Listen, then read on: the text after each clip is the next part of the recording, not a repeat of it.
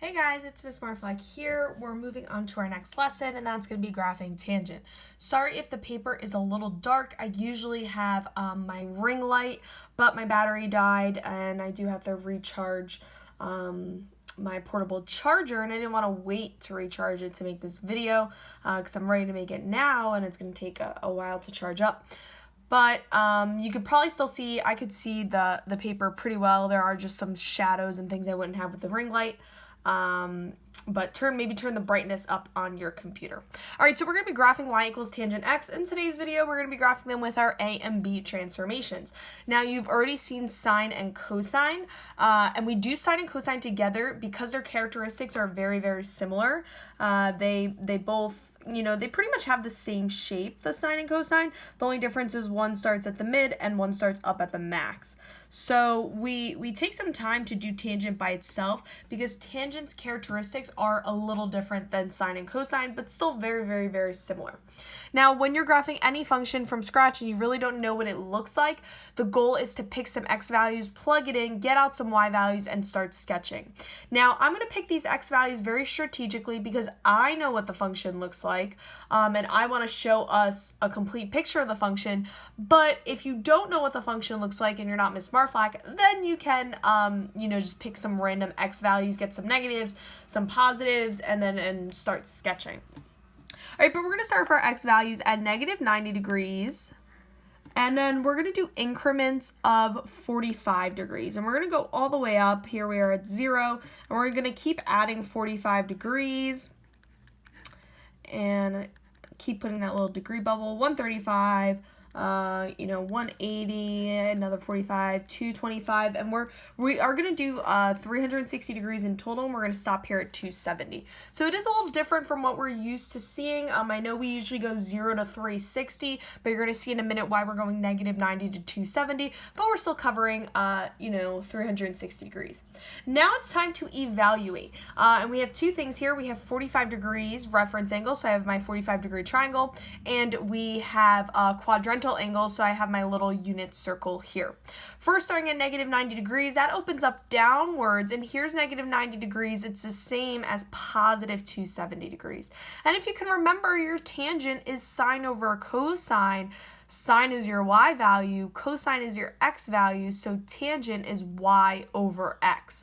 So I'm going to do here y over x, negative 1 divided by 0. You can't divide by 0, and that's where we had some undefined. So there we are, negative 90 is undefined.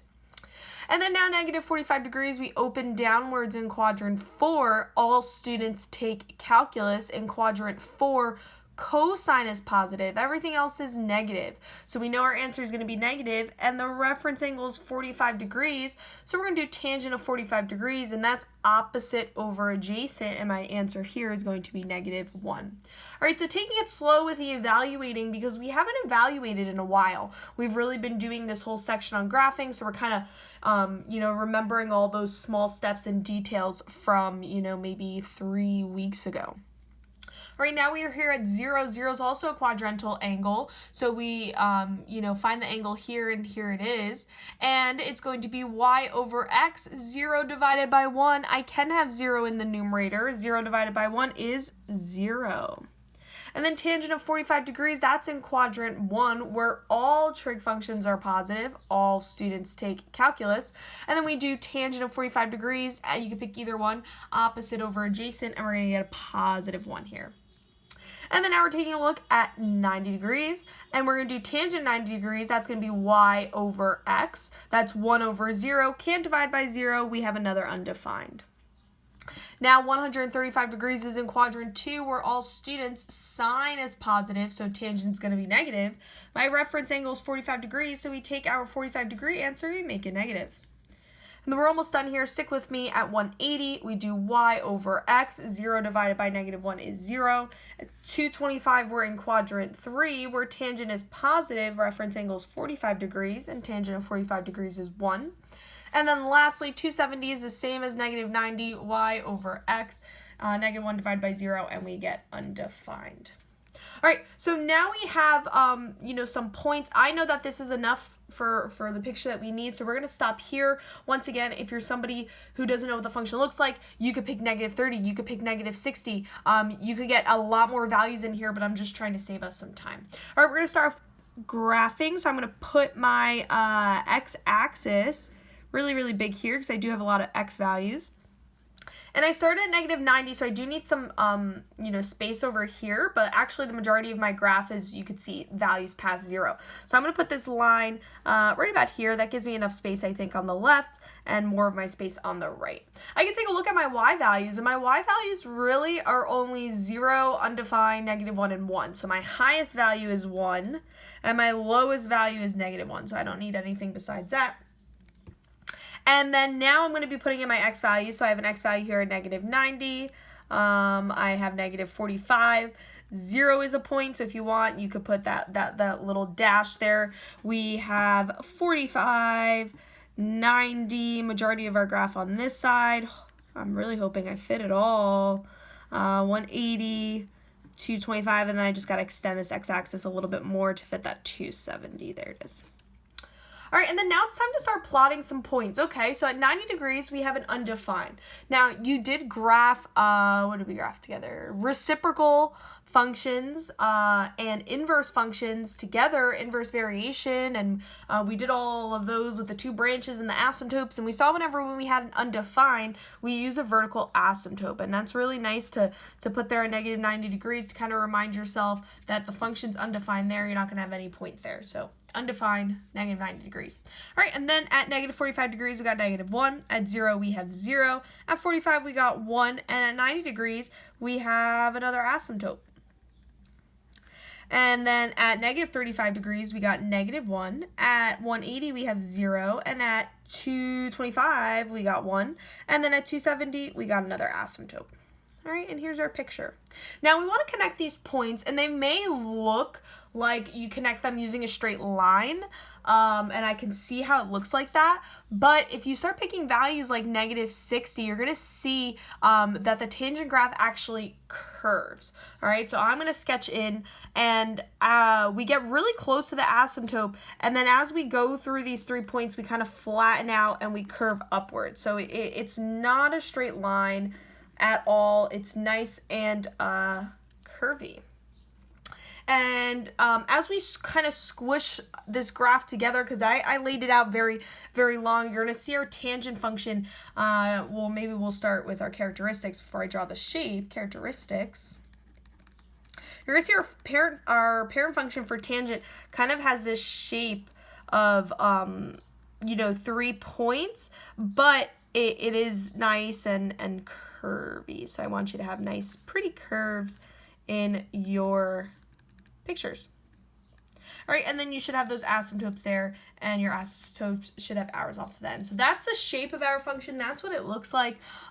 We are going to keep using some of the characteristics we used with our sine and cosine graph. So we're going to say that this function goes from low, mid, high, and we use the terminology min, mid, max in our sine and cosine graph. But we'll come back to that in a minute when we start graphing. Now, our tangent function has the same exact variables that our sine and cosine function has. So we have y equals a tangent bx minus c plus d. So the variables are going to be the same when you're listing them out.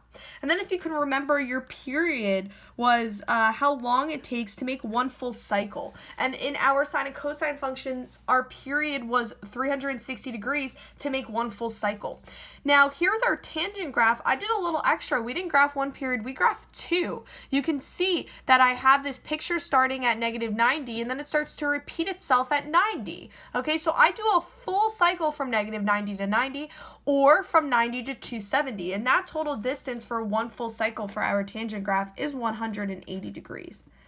So I can ask you maybe in a quizzy, what is the period of the parent function for tangent? And you would have to say 180 degrees.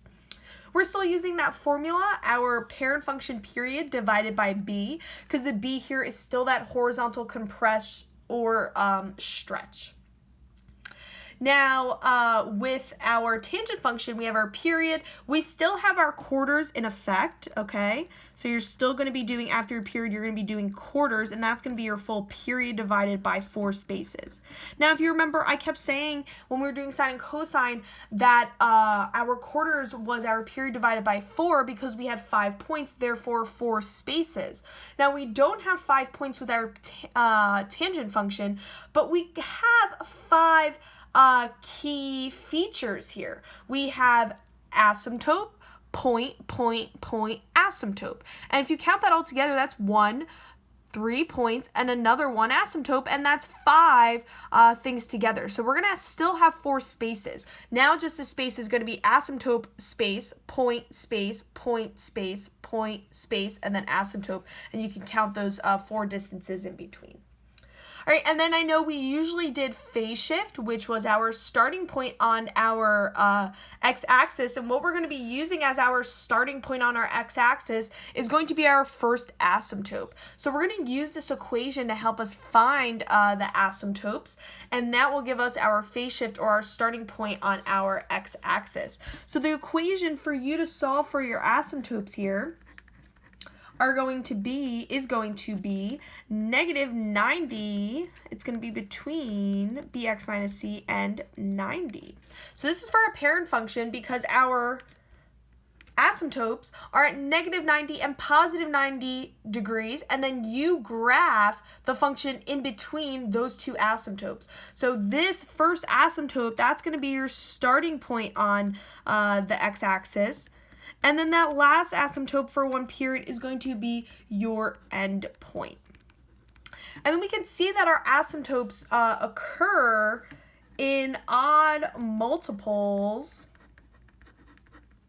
of 90 degrees. And I say odd here, all right, because you think of, well, negative 1 times 90 degrees is negative 90 degrees. Negative 1 is odd. 90 degrees times 0, 0 is not odd, so there's no asymptote there. 90 degrees times 1 is 90 degrees. There is an asymptote there. 90 degrees times 2, 2 is not odd, therefore 90 degrees times 2, there is no asymptote there. 90 degrees times 3, 3 is odd, there is an asymptote there. So we see the pattern here, and our asymptotes are occurring at odd multiples of 90 degrees. Now I know that this looks very, very confusing, but it's actually very similar to the way that we do sine and cosine. We just now our period, the difference is it's at 180 degrees. We have this formula for asymptotes, and when we draw the shape of our function, we know that we go asymptote, low, mid, high. And this is the same as doing the min, mid, and max. All right. Now, I did a lot of talking here. I think it's time for you to see some examples. We're only doing 2 examples today together because we did have to start with all of these introducing tangent function. All right, our directions are going to be to graph. And then here's the first one. Y equals 3 tangent to x. All right, our template is still the same. Let's get to listing out all of those variables. Maybe I'll switch colors here. Your variables are still in the same place when you're working with the tangent graph. So we can see here from our function that our a is 3, our b is 2 in front of the x. We have no c, and we have no d. There's 0. And then I told you today that we'd be graphing y equals tangent x with a and b transformations. All right, now it's time for our period. I'll start off with the first one, writing out all of the formulas like we did with our sine and cosine. So our period is our parent function period divided by b. So that's 180 divided by b, and b here is 2. So my period now for my tangent graph is 90 degrees. So we're going to have this horizontal compression. Instead of doing a period from negative 90 to 90 and 180 degrees, it's now going to be compressed, and we're going to do a full period in 90 degrees. We're still going to have those quarters, and that's going to tell us what the distance is between each x value on the x-axis, and that's still going to be our full period divided by those 4 spaces. And that's going to be 90 over 4, and you can use calculator for this one, but 90 divided by 2 is 45, and then 45 divided by another 2 is 22.5 degrees. All right, and then we usually did our phase shift, but now we're not interested in our phase shift. We're going to be looking at where our asymptotes are located, and that's going to give us our starting point on the x-axis, and that's going to be at negative 90 degrees, and I'm just directly using the formula that I gave you a minute or two ago. And then now we need to figure out what bx minus c is. Bx minus c is everything after the tangent, okay? And if you have a parentheses, you're not including the d. All right, so here my bx minus c is this, 2x. So I'm going to be putting that 2x in the middle. All right, taking out my bx minus c, and there's my 2x. Now you may be confused at how to solve this. This is what we call a compound inequality, and you should have seen how to solve one of these in Algebra 1. If you haven't, that's okay. I don't think it's that difficult. The goal is to solve for x, so we want to divide by 2. But what I do to one side, I have to do everywhere else. So I'm going to be dividing everywhere by 2. So negative 90 degrees divided by 2 is negative 45 degrees. 2x divided by 2 is x, and then 90 degrees divided by 2 is 45 degrees. And then now that I just have my x in between, all right, so my goal is to solve for x here, I know where my two asymptotes are located. So we have our period, our quarters, and our asymptotes tell us where to graph on the x-axis. We got everything covered for the x-axis, and now it's time for our y-axis. So my midpoint is going to be at y equals d. My high point, I'm going to add my amplitude, and my low point, I'm going to subtract that amplitude. So this part is still the same. Instead of just calling it min, mid, max, we're calling it low, mid, and high. All right, now we have everything to graph. We're going to get to sketching. I can see that my function is between negative 45 and 45 degrees. All right, so I know I'll put this y-axis right in the middle here, and this x-axis right in the middle. All right, my lowest point on my x-axis is negative 45 degrees. That's where I'm starting my first asymptote. And then I take a look, I want to put my next x value, which means I need to go to my quarters and say, what is the distance between each point? My quarters is 22.5, so I'm going to take my first one, negative 45, I'm going to add 22.5, and I'm going to get negative 22.5. And I'm going to add another quarter, and I'm going to get 0. And I'm going to add another quarter, and I'm going to get 22.5, and then I'm going to add another quarter, and I get 45 degrees. And then remember, we don't have 5 points, we have 3 points, but we have 2 asymptotes, so we still need 5 x coordinates. So let's see, 1, 2, 3, 4, 5, and then you could double check with those asymptotes. That's my function where it's falling between. Now it's time to put in those asymptotes. Oh no, maybe I'll do my y-axis, okay? So my high point's up at 3, 1, 2, 3, and my low point's down at 1, 2, 3. Now, we're not going to be putting in the lines like we did with our sine and cosine. Now, we're not putting, when we did our sine and cosine, the lines are really a guide.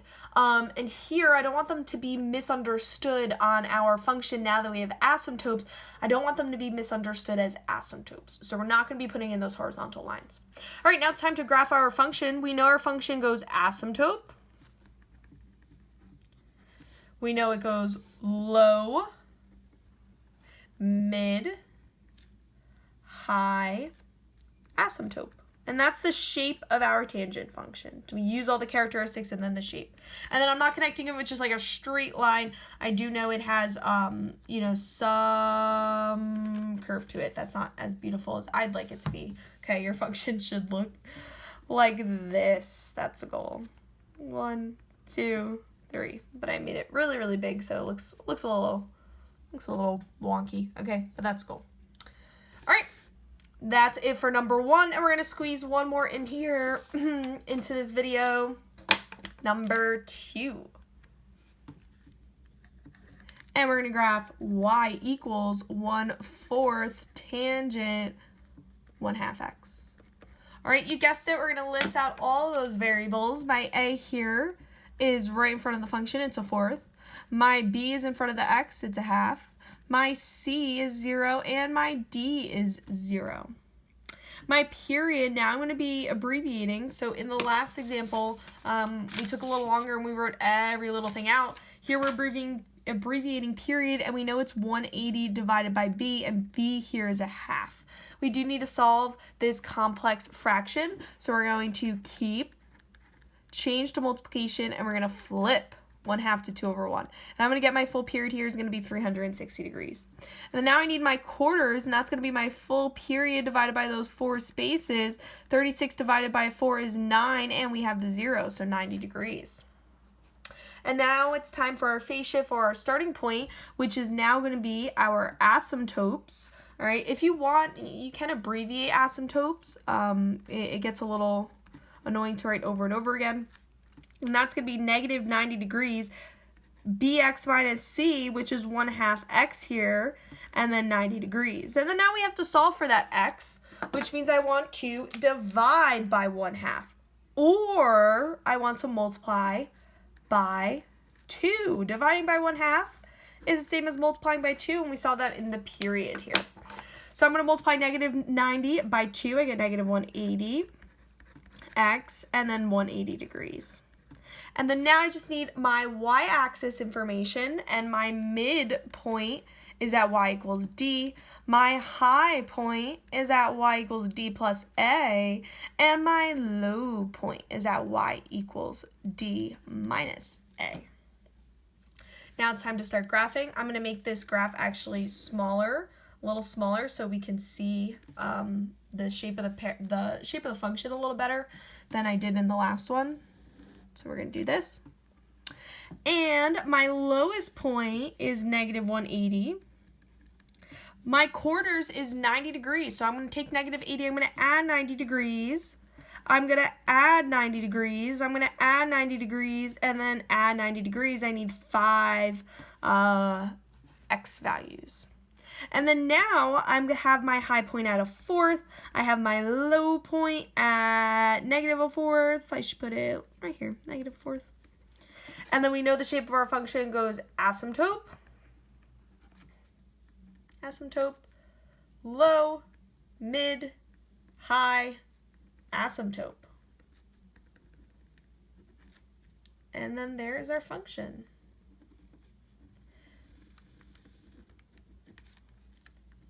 All right, that one looks way better than this one, so maybe it pays off to draw the graph just a little bit smaller. All right, now I don't know if I'm going to assign you a quiz here or what, but talking about just, multiple choice, thinking about how I may not have you graph them from scratch. Use all of your key characteristics. I could ask you what the period is. That's 180. I could ask you how many asymptotes are on the parent function. There's 2. I could ask you what's the equation for the asymptotes, and I can give you I could give you this as one of the options. I could ask you in what multiples of 90 degrees does the function occur, and you say odd multiples. I could ask you what's the shape, mid, high, low, high, mid, low, low, mid, high, or so on. So this page I think will be a lifesaver, but also just watching this video from start to finish will be a lifesaver. All right, email me if you have any questions.